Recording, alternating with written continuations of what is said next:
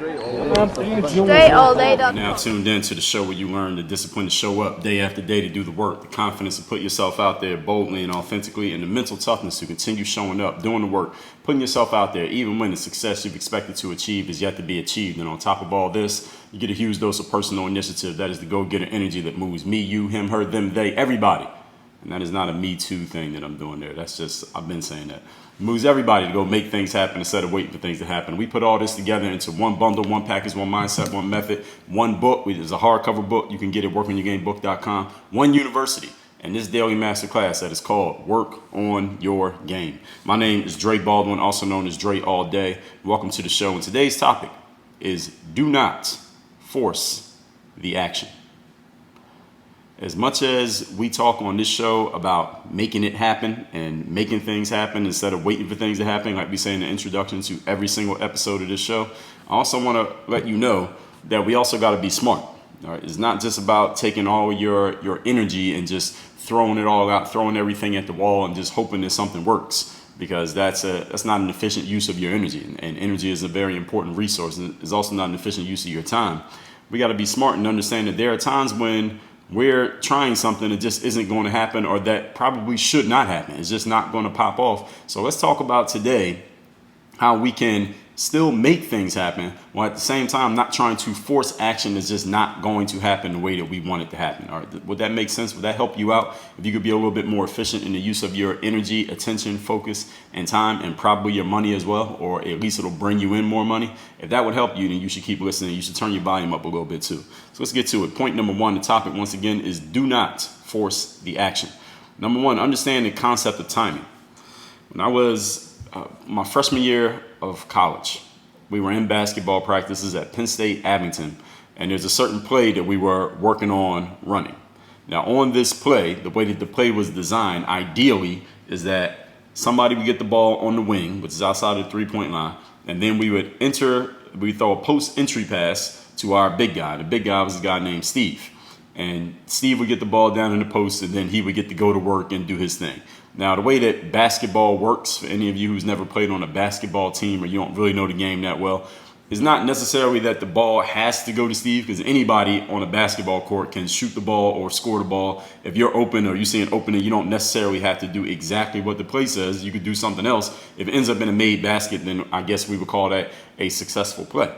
Now, when you're on a basketball team in practice, everybody on the court knows what plays you're running. So this is something that always concerned me when I was on the basketball team. And I know there are a lot of basketball people who watch this show, and many of you or watch or listen to rather this show. So any coaches who are listening to this, somebody can give me an answer on this. What do you do when, because this always bothered me when I played basketball. I've never been a coach, but as a player, we'd be working on a certain play, right? And the team where we got offense on the court, I'll be on the offensive end, and then there's the defensive. We have 5 guys playing defense. But everybody knows the play. The defense knows the play because they just worked on running the play the same way that we did. So then we're trying to run the play. Everybody who's practicing against us on defense, they know where the ball is supposed to go. They know what the next pass is. So then we get ready to throw that pass. They're overplaying the pass, or they're ready for the pass because they know that's where it's supposed to go. And then the coach is standing there saying, all right, we need to run the entire play. We need to run the whole play through. So the people on defense know that we can't just freelance. If they overplay the pass, they know we still have to try to make it because the coach just said you need to make that pass so we can run it. What are we supposed to do? This is something that I don't think I ever expressed this to a coach in the time that I was playing. This always happened when I was playing in college. It didn't happen so much in the pros, but in college this happened all the time. The defense knows the play, so they would be stopping and stealing the pass and blocking the pass, and the play we wouldn't be able to run the play successfully because the defense knew exactly what we were trying to do. So I remember I had the ball on the wing while we're working on this play, and I'm trying to force the pass into Steve because this is what the coach is like, run the play, and this is the play. But then the defense kept stealing the pass and knocking the pass away, and Steve couldn't get the ball. And eventually the coach yelled out, not necessarily to me because this is happening to each one of us who was in that position to throw that pass. We kept trying it, and it wasn't working. And the coach was like, it's not there. The pass is not there. Don't keep forcing the pass in. While he had just said to us in the previous breath, run the play. So I'm sitting there like, now again, I'm an 18-year-old freshman, so I didn't really have the vocabulary, or maybe I just didn't have the courage to say it back to the coach. Like, yo, dude, you telling us to run the play, but then you're yelling at us for not getting the pass into them or yelling at us for trying to force the pass, but which one is it? It has to be one or the other. So any coaches out there, please tell me what you do in this situation. But the whole point of me making that, and one of our assistants, rather, this guy named Amin, he was an assistant at the time, and he would say to us, after the coach would yell at us for trying to force that pass, he would say, guys, play basketball. If the pass isn't there, do what you would do in a normal basketball situation. And he understood this because Amin had been a player himself. When you're playing pickup basketball, for example, we're not running any plays. You just do what instinctively looks like the opening. So if this guy's not open, you don't try to pass him the ball. You go do something. If you see an opening for you to dribble to your right and shoot the ball, then you dribble to your right and you shoot the ball. But what would happen often in practice, especially with me, speaking from my perspective, early on, especially early in my college career, because I hadn't had that much game experience, because I barely played in high school, was that when we would be playing pickup, I would just play naturally. I would just play free, and I would do my thing, and I would look like a pretty good player. But then on the team, when the coach is like, all right, well, we need to run these plays, and we need to do this, and we need to do that, and there's all this structure, I would not play as openly. I wouldn't play as freely because I'm trying to do what the coach is telling me to do. So then my game would be kind of reduced. I'd be a shell of myself at times because I'm trying to do what the coach is telling me to do. And then Amin would say, oh, just play basketball. What would you do in a normal basketball situation? You wouldn't be trying to force that pass. So sometimes in life, we're still on point number one here. The concept of timing is what I'm talking about here in point number one. The topic again today is not forcing the action. Sometimes we try to force things that just aren't going to happen. At least they're not going to happen at that time or in that place. Maybe they will happen, but this is just not the right time or place to make that happen. Maybe you can make that pass, but this is not the time to make that pass. Maybe you can get the ball to Steve. Maybe Steve's not going to get the ball this time down the court. Maybe we can get him the ball the next time down the court. Maybe you just need to come back to it later. And my favorite book, The 48 Laws of Power, chapter 30, I think it's chapter 30, is Master the Art of Timing. I know that's one of the chapters. I just might be wrong on the number, but I think that's right.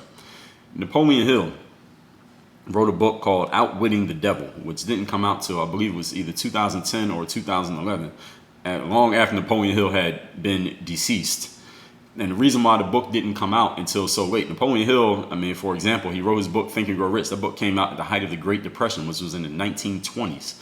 The reason why the book Outwitting the Devil didn't come out until 2010, it was, I think, Napoleon Hill had been dead for 20, 30 years by this point, is because he had written the book, back in the day, I don't know what year he wrote it, maybe in the 30s or the 40s he wrote the book, but he didn't release it because he was afraid that some of the institutions that he was taking to task in that book. For example, any of you who have read the book, and even if you haven't, in that book, he talks about the educational institutions, he talks about the media, he talks about religion, he talks about politics, and he talks about how certain things that they do, and it's an allegorical account here, is like Napoleon's having a conversation with the devil, is the way the book is described, and the devil is saying all these things of how he gets control of people's minds and causes them to drift in life and become failures. And he talks about how he does it through these institutions that people have so much trust in, such as government, such as politics, such as schools, such as religion. Anyway, you should read the book for yourself. It's a very interesting read. And one of the crazy things about that book is many of the things that the devil is saying in the book, and this is all through Napoleon Hill, he's the one who wrote the book, a lot of them apply to this very day. I remember reading that book for the first time and I was like, oh my, it was incredible. Some of the things that he was saying, I'm like, those things are happening today, this very day. And he was writing about these 100 years ago. But anyway, the reason why that book didn't come out till 2011, as I was saying, is because Napoleon was afraid that saying the things that he was saying would cause those institutions to rise up and come against him and maybe try to ruin him, try to destroy him for saying the things that he was saying in that book. So being that he was afraid of those institutions attacking him, he didn't put the book out. He kept it on the shelf, literally on the shelf. And then decades later generations of his family finally built up the courage to finally put that book out. And that's why it didn't come out until, again, he had been dead for years. Then once you read the book, you will understand exactly what I mean. And as I said, what's crazy is much of it applies today the same way it would have applied 100 years ago. So this first point here, and we're talking about not forcing the action. Sometimes in life, maybe you have something to say, but maybe it's just not the right time to say it. Maybe it does need to be said, but maybe you shouldn't say it right now. All right? Has any of you ever been in a situation where you said the thing that needed to be said, but you kind of said it at the wrong time? Maybe you said it to the wrong person, or you said it in the wrong way, or maybe it just wasn't, the opening just wasn't right for you to say it when you said it. The art of timing. And understand that timing is an art. It's not a science. A science is something that you can say, all right, do it right at this point because this is what makes the most sense. For example, and when I say a science, I don't necessarily mean that you have to have a specific calculation or there needs to be some objective fact that you can prove. But for example, if you're baking a cake and you mix all the ingredients together and you put it in the container that it needs to be in and you put it in the oven, the recipe says let the cake bake on 350 degrees for 60 minutes. Now, after 60 minutes, you probably should take the cake out of the oven. If you let it bake for not long enough, let's say you take it out after 45 minutes, then it's not going to taste right. And when you cut it open, it's not going to be what you expect it to be. And if you bake it for too long, let's say you leave it in there for 90 minutes, then you might burn the cake and overcook it, and then it doesn't taste good either. So that's the science. The science is this is the specific right time to do this thing. That's what I mean when I say the science of timing. But the art of timing is a little bit different. The art of timing is another way of science. Is any of you who's in actual scientists, if you're in chemistry or something like that, or any of you ever had an injury and you had to have surgery or something, like you got a cast, or you were in a sling, your arm was in a sling, or your leg was in a cast, or you had to walk on crutches, or you got surgery and you had to keep something covered up or keep something immobilized for a certain amount of time, you should probably listen to what the doctor says. You probably shouldn't get the cast cut off 3 weeks early because your arm's not healed yet. You probably shouldn't, I don't know, what are other things the doctor could tell you. You probably don't want to take your arm out of the sling a week ahead of time because your shoulder's not recovered yet from the injury that you had. Those are the sciences of timing. When there's a specific amount of time you probably should listen to because it'll be for your well-being. But the art of timing, there's no specific time. There's like, all right, here's a specific right time you should say something to somebody that you know is going to upset them because you're calling them out on their bullshit. There's no science to that.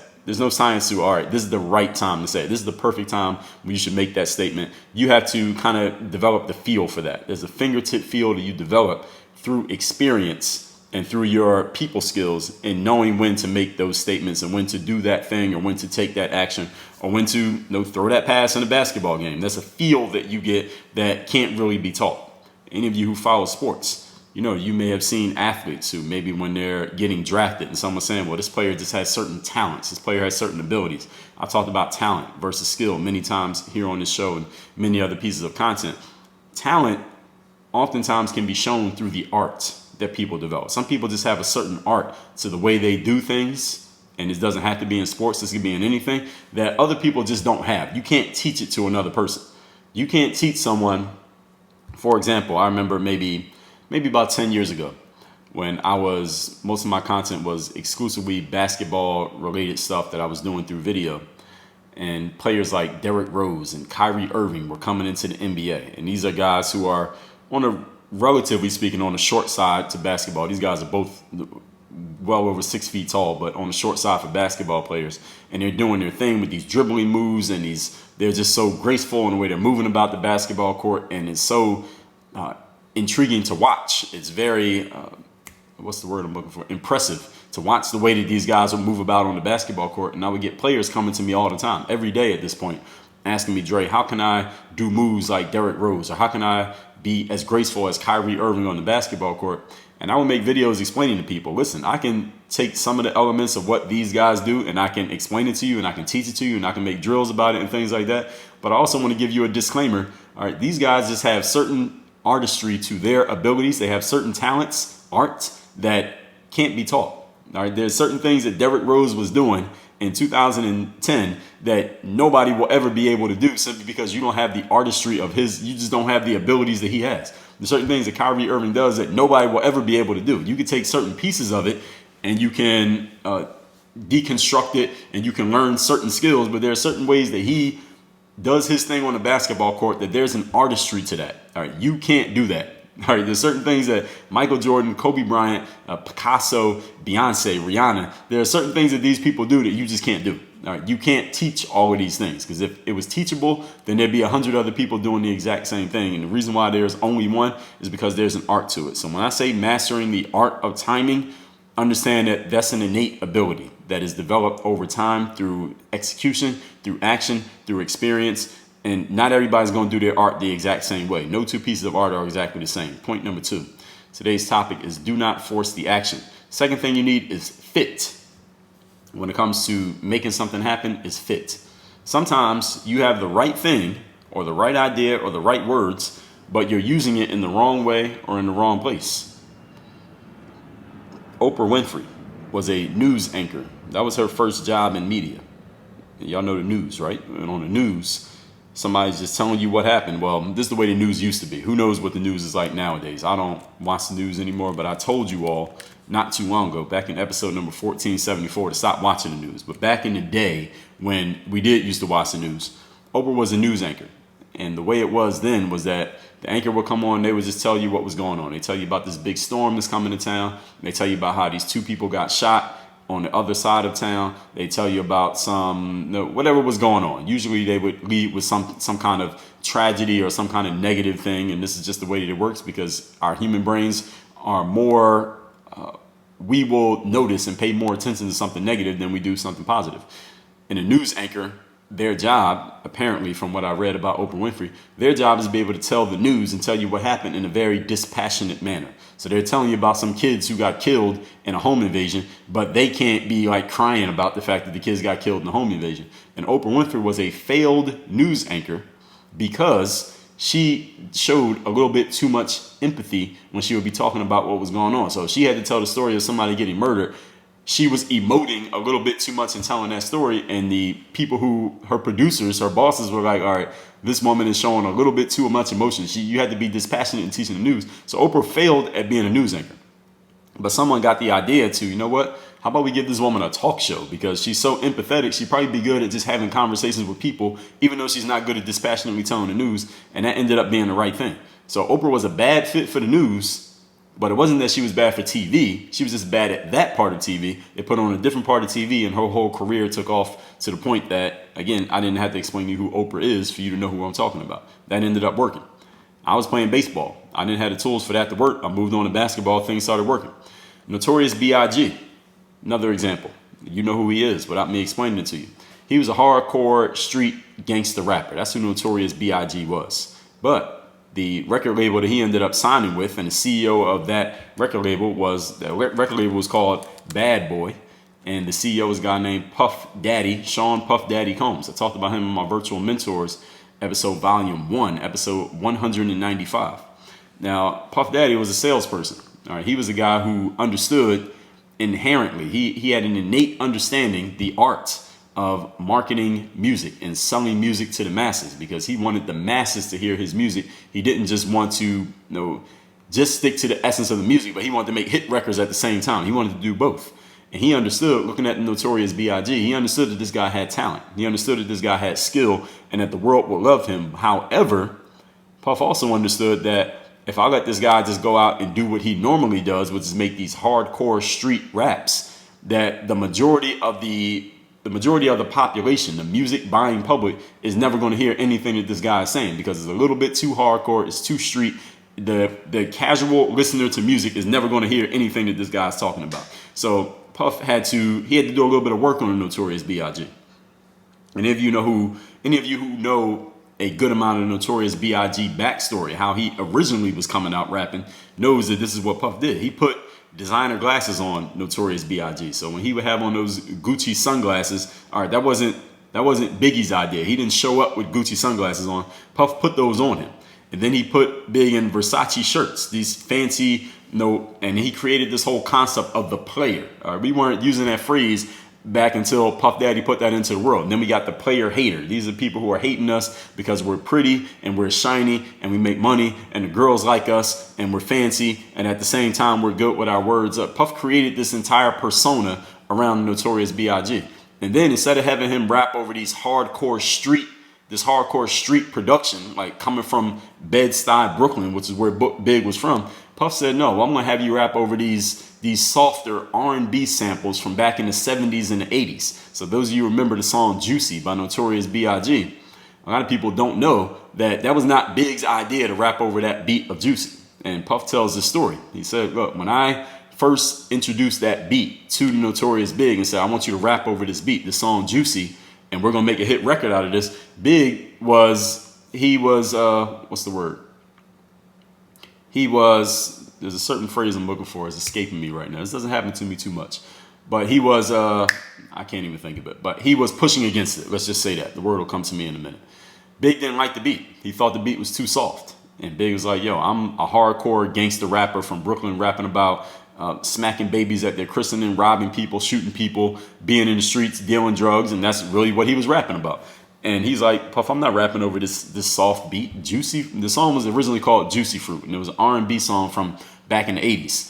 And Puff's telling him to rap over this hardcore rapper rapping over this. This was not a common concept in the early 90s. And Puff had to argue with Notorious B.I.G. He said, I had to fight with this guy about rapping over this song. I said, I let him know, like, look, I understand that you come from the streets and you got the army fatigues on, but I need you to get out of the army fatigues. I need you to get in this silk shirt. I need you to put on this Versace and understand I'm going to help you take off. Like, you want to make money. You want to get out of the streets. You want to take care of your mom. You want to not have to live that life of drug dealing and maybe getting killed and going to jail anymore. Then you need to make this type of record, because this is the kind of record that's going to get the world to embrace you.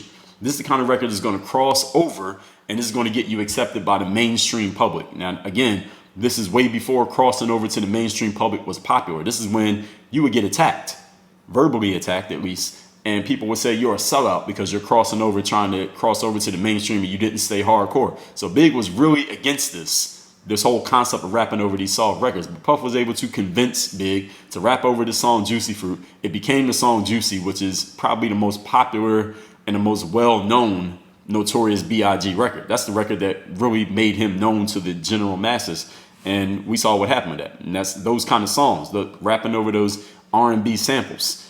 Those are the songs that targeted the female audience. And targeting the female audience, this is something that Puff saw way before many other people saw it.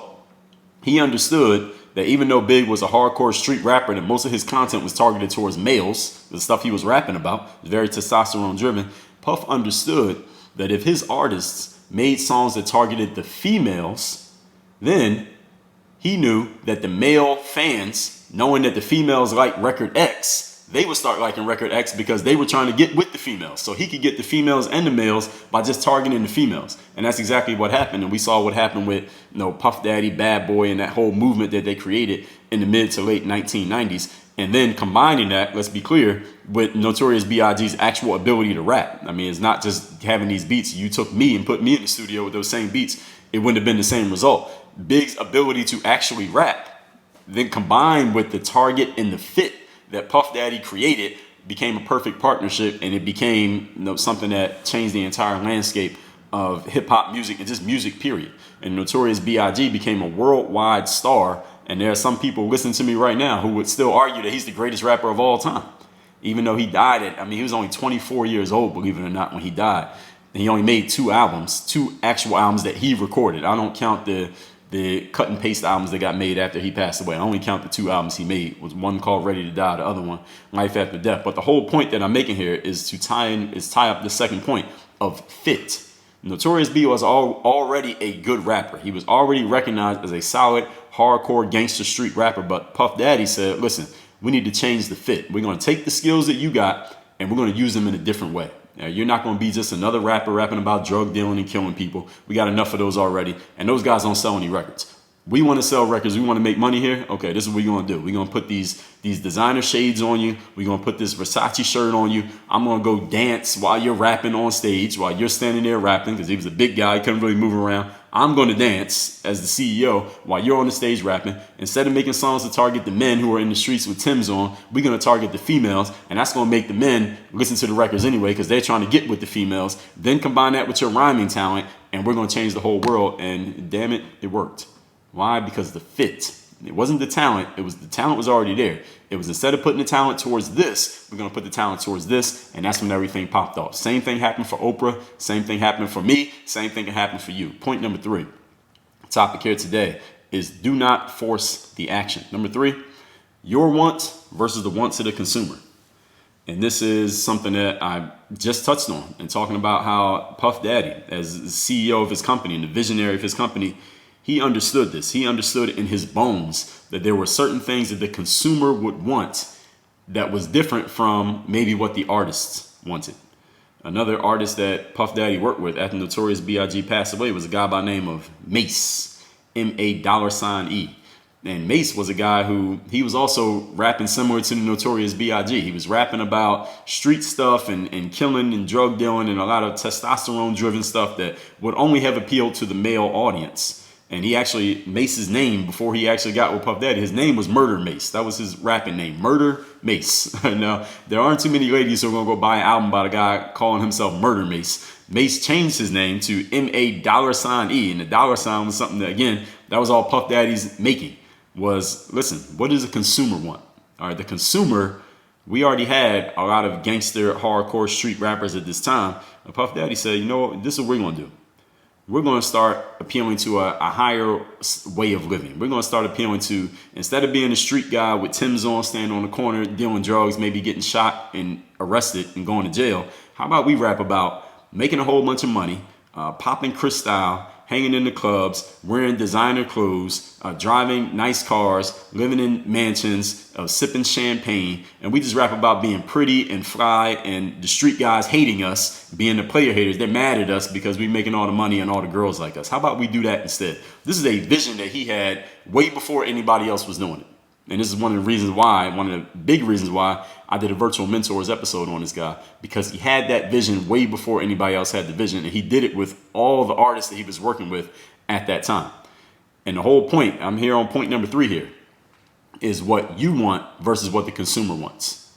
And there's an art to this. There is some science to it, but there's also some art to it. The science part of it is you talking to your consumers and saying, hey, what is it that I can provide for you that would provide, what would give you the most value right now? If I was creating something right now, what is the thing that you want? And sometimes your consumer will be able to tell you, or at least they'll be able to point you in the right direction, but they're not always going to know exactly. And that's where the art of it comes in. And you being a visionary and seeing things that your consumer doesn't even see, knowing what your consumer wants that they don't even know they want. In other words, knowing your consumer better than your consumer knows themselves. Steve Jobs is a guy I mentioned many times on this exact point. The iPhone was not something the consumer was asking for. Nobody went to Steve Jobs and said, hey, I want you to combine a computer and an iPod and a phone all into one device that can fit in my pocket and have my entire life in that one device. Nobody had that vision until he had it. So did he do some consumer research? I'm sure, but I guarantee there was not a single consumer who came to him and said, this is what you need to do. He saw that. He saw it for himself before the consumer knew they wanted it. And he gave it to them. Then all of a sudden, everybody wanted it. Now look at us. We all got one. So your want versus the consumer want, and this is especially important for all you creators out there. I am a creator at heart myself, a businessman too, salesperson as well, and these are different things. Being a creator is one thing, being a salesperson is another thing.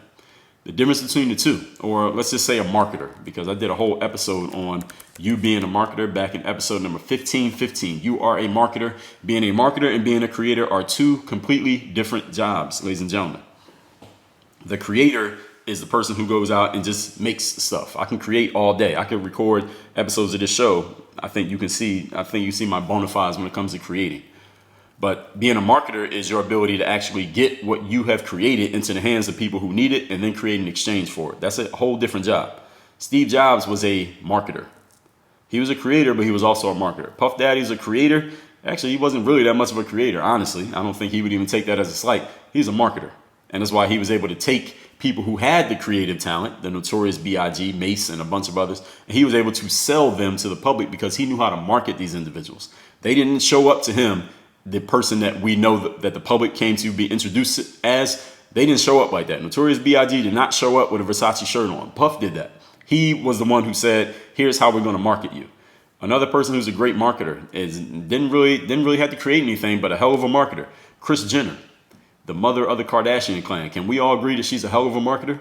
She didn't create anything. All right. She's not the one doing the photo shoots. She took her daughters and she said, all right, this is what we have right now. Here's the clay that we're working with, each one of these girls. And here's how we're going to mold that clay. Here's how we're going to change you up. Now we're going to change your look to this. Instead of like this, you're going to present yourself like this. Instead of looking this way, you're going to look this way. And she was able to mold and market them in such a way that they've all become huge stars. She is a hell of a marketer. Now, again, whether you agree with the way she did it or disagree is not the point. The point is she's a hell of a salesperson. Steve Jobs was a marketer. He was a hell of a salesperson. One thing that people always talk about when they mention Steve Jobs was those presentations he would always do. Whenever Apple would have an event, Everybody would go because they just wanted to hear Steve Jobs give a presentation because they knew he was going to paint a picture of the future that nobody had even thought of, and people are going to be like, wow.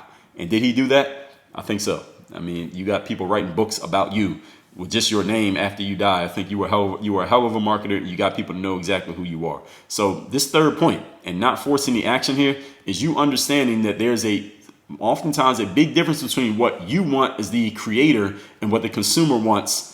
And this is your marketing hat. This is where you got to take off your creator hat. You got to put on your marketer hat.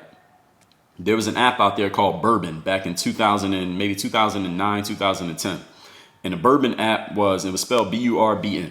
And the app was kind of like Yelp or Foursquare, and that people would, you as the user, you would download the app and you would go to different locations, and it would have your geolocation on the phone, and you would check in at a certain place. So you went to the grocery store, you check in. You went to the mall, you can check in there. You went to wherever. You went to a restaurant, you check in. You could take pictures and post the pictures of the places that you're at. And you would kind of gain points. They kind of gamified it. So you would get points for checking in different places, and you become a power user for checking in. You could post photos in the places. You can make friends with other people, et cetera, et cetera. The app called Bourbon. Again, now I know many of you probably don't know what Bourbon is, but keep listening. But the app wasn't getting the traction that they wanted it to get. So the people who created the app, what they did, they're looking at the app and they're realizing, here's the first thing. This is the key insight right here. And I did a whole episode on insight. Let me make sure I'm giving you that episode number 1177. Insight is the key from going to 1x to 10x. They said, all right, we're not getting the results that we want with this app. What can we do different? That right there. What we just talked about in yesterday's episode. How to will yourself into a better space. They had to first ask the question, because the app Bourbon is not like the app was a flop, but it just wasn't doing what they wanted to do. So they asked themselves the following question. This app is not getting the traction that we wanted. What can we do different? That was the insight. They didn't have an answer yet. Asking the question was the insight. So when they asked the question, they started looking at it critically and said, all right, what can we get rid of here? So what they started doing was stripping down the app. They looked at all the elements of the app and they started stripping out all the parts that weren't really getting a ton of traction. They looked at the app and they realized there was only one particular aspect of the app that was getting the most traction and getting the most attention. It was the people posting photos. That was the part that got the most attention. So all they did was strip down every other part of the app that wasn't really doing much. And they said, all right, we're going to just make this app all about posting photos. And we're going to relaunch the app. And let's change the name of it. We're not going to call it Bourbon anymore because that doesn't really match what it is now, because it's just about posting photos. So what we're going to do is we're going to relaunch this app and we're going to change the name. And the name they came up with was a combination of Gram, which is like a telegram where you could send a photo to somebody, and we're going to make it instant because you can do it instantly. You can instantly send a telegram. So it's called Instagram. And they put this new app out and the app immediately took off. Instagram. And that app, I wrote about this in my book, Work on Your Game, which you can get at workonyourgamebook.com, that the app did like 100,000 downloads in like the first week. And then another 100,000 after that. And then it got to 1 million like within less than a year or something like that. And they knew they instantly had a hit on their hands. And as I told you about also in my book, Work on Your Game, a hit record cannot be stopped. When you have a hit, you will know. It will immediately start telling you that you have a hit because it's immediately starting to take off. I talked about this episode number 157, a real hit cannot be stopped. Tucker Max is a guy who's an author who's known for creating the fratire genre of books. It was basically these stories about a guy going out, getting drunk, having sex, and funny stories that came from it. Tucker is a hell of an author, and I always saw him as he was very introspective and philosophical, even while he was telling these juvenile stories of getting drunk and having sex with as many girls as possible. And later on, after he wrote 4 books that were New York Times bestsellers. And Tucker tells the story that one day he's having a conversation with this woman who she was talking about writing a book. And she's talking to Tucker about it. Good idea. He's a successful book writer. She was talking about writing her own book. And she started talking about, Tucker, you're such a great writer. Could you just help me write my book? Because she wanted to have a book, but she didn't really want to do the work of actually doing all the writing for the book. And Tucker tells the story of how he started ranting and raving to this woman about how People are always coming to me talking about they want to write books, but then they don't want to sit down and do the writing. If you want to be a writer, you got to sit down and do the work, and you got to write. And he's going on and on and on, talking about just waxing poetic about how anyone who wants to be an author has to sit down and actually do the writing. And the woman who was talking to him, who initially asked the question that sparked his rant, she interrupted him and said, "Hey, Tucker, I'm offering you an opportunity here. So are you actually going to help me write this book, or are you not? Because I'm not going to sit down and write the book. I don't give a damn what you rant about. That's not what I want to do. I want to pay someone to do the writing for me. Are you going to help me, or are you not? All right, because this is a business opportunity hitting you in the face right now in case you're not paying attention." And Tucker woke up out of his stupor, and he started to help her. And now to this day, he has created a company. It's called Scribe. And what they do is help authors get their books written.